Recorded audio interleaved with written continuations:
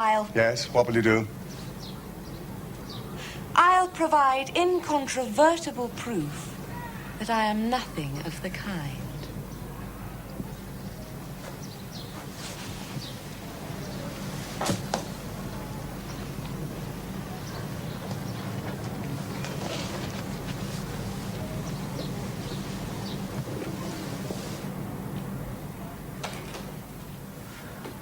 Brother, Prime Minister. You wish to speak to me? Oh, difficult, deuced, damnably difficult. What's difficult? Damn it, say, you know what I mean. No, I confess, I am at a total loss. Quite right. You are. Quite right. Well then? Well then. Do you suppose I might have a glass of port? Oh, my dear brother, I find it wonderfully clarifying to the mind. Napoleon can't touch the stuff. It makes him, apparently, as sick as a dog. Highly appropriate. There. Greatly obliged.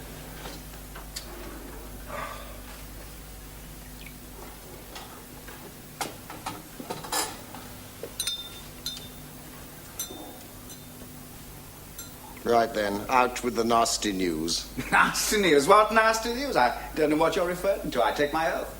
Dear brother, ever since we were children, that Marshall Gate has always been the precursor of an attempt to give me unpalatable medicine of one form or another.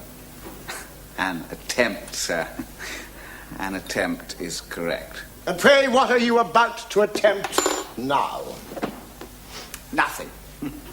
Nothing in the world. Oh, except... Yes? Now look here, Will. You and Miss Eleanor Eden. What about me and Miss Eleanor Eden?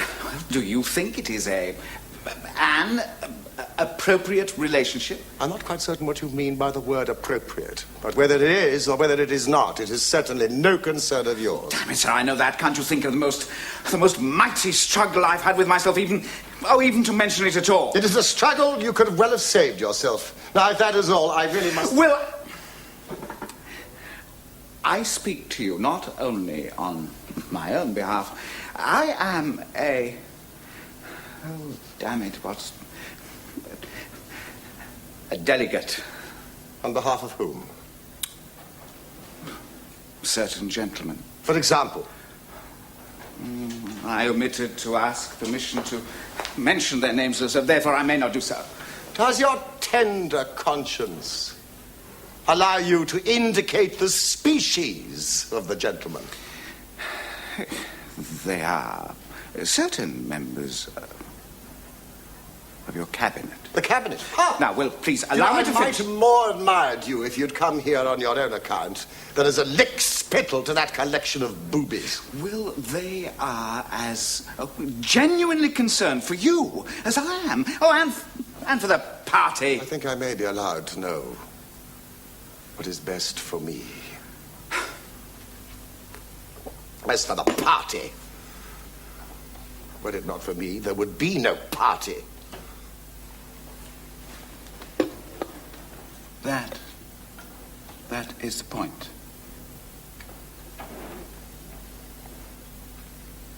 And in what way, exactly, is my association with Miss Eden meant to be injurious to me? Willie. She is a child, and nor are you in the least discreet about the liaison. Oh, your vocabulary is improving. You've developed the flair, Johnny, for the hurtful word. My association with Miss Eden is not a liaison. It is a deep and genuine friendship. So be it. Do you intend to marry the girl? I think you've said enough. Please go. Not until I have an answer. You'll have none from me. Well, you must marry her. Or put her aside. I cannot. I will not. if... Now, have I not sacrificed enough for this voracious country of mine? My youth has gone by like a dream. Oh, don't let...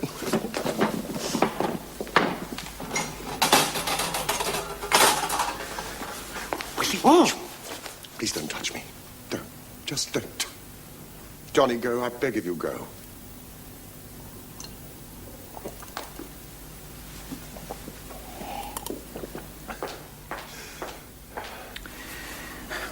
Willie appears to be using a black potion. Do you know what it is? Oh, it's some new physic as the doctors are trying on Mr. Pitt, my lord. And what do they say is wrong with him now? Oh, bless you, my lord. They've no idea. But I know. It's his house. It's number 10 and everything that goes with it. 14 years. Well, that's enough to kill an ox.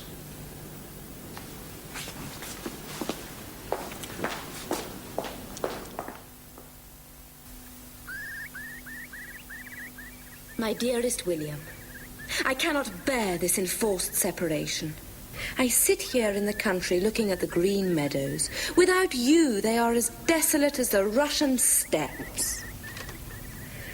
Could we but have a scant half hour together, I could store it away like a squirrel and eke it out in my fancy for weeks and weeks. Please come soon, William. Please. I don't know how much longer I can stand this. All my deepest love, my adored one, Eleanor.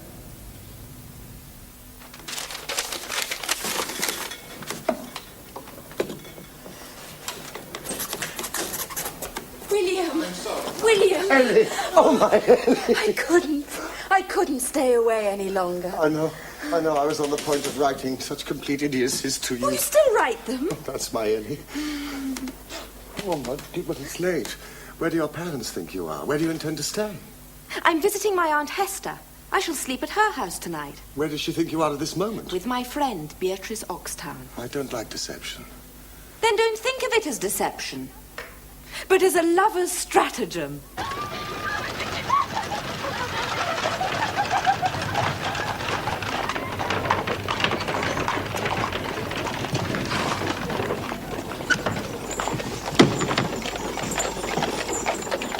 Good evening, my lord. He's my brother.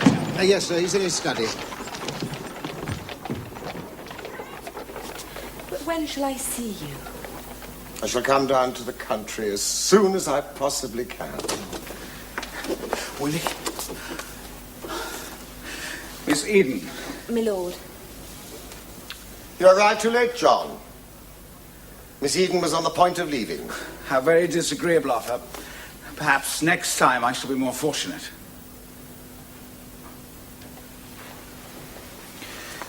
Your servant, ma'am. And yours, sir.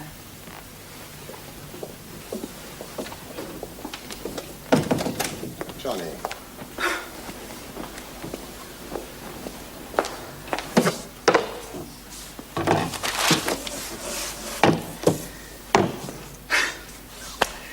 The printer's proof to be published in tomorrow's Morning Post. I knew in my heart that it couldn't go on, and yet I let it go on. All it says is that you are going to marry the girl. There. It's a perfectly happy remedy. It is the one remedy that is not available to me. Nonsense.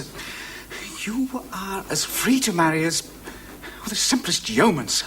I cannot marry. For what reason?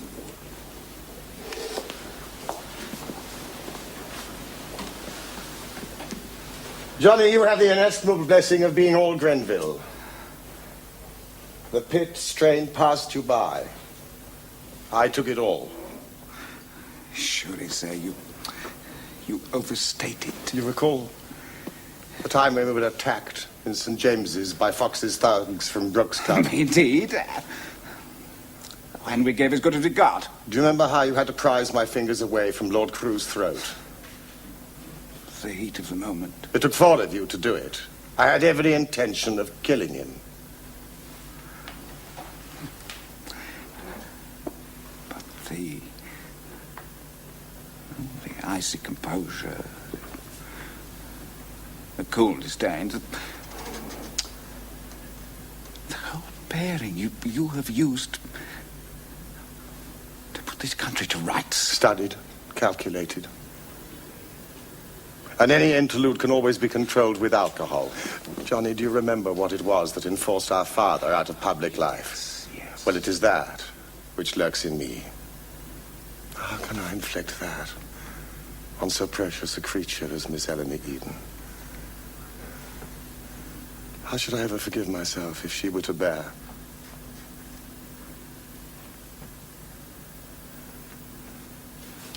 Mad things for children.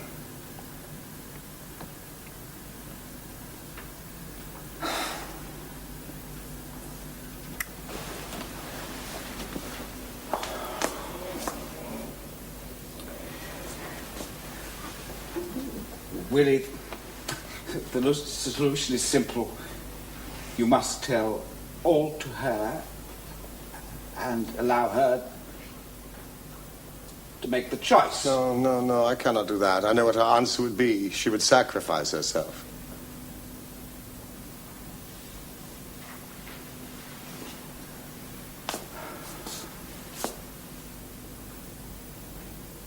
So?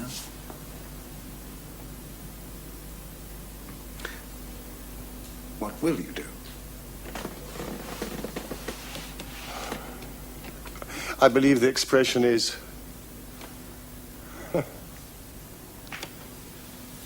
put her aside.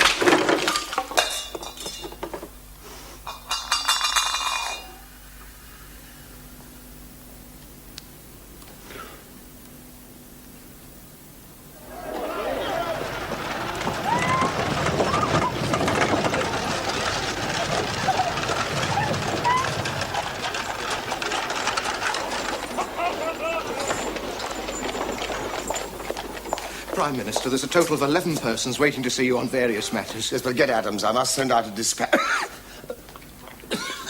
You had nothing to eat today. The Austrians scattered again at the first whiff of gunpowder. Port. That's all I need. Port. Yes, very good. The Prussian charge d'affaires is arriving at any moment. Send him in to me the moment he arrives. And no one else. Understand? No one else. Very good, sir. And the 11 waiting in the library? It is essential that I retain not only the respect of my colleagues, but of the British people. I'm sorry, Prime Minister. I asked Miss Eden not to come upstairs, but she insisted... That's all right, Parcellor. Thank you, Adams. Prime Minister, there's an urgent message for you from the House. They're mounting a censure motion on you for the conduct of the war. Tell them I'll be along directly.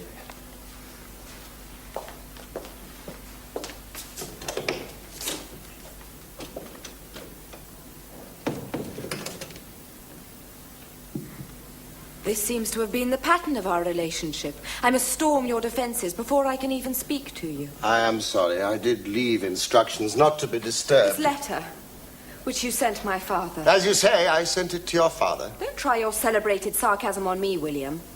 I am immune. I sent it to your father because I felt that I had wronged his daughter by making her the center of vulgar speculation. Why did you not write to me? Why did you not come and speak to me? Because I felt that I had done you sufficient damage. A cartoon, implying that we were to be married. I did not feel greatly injured by that. But we are not going to be married. Are we? I don't recollect asking you. How you do come to the point, William.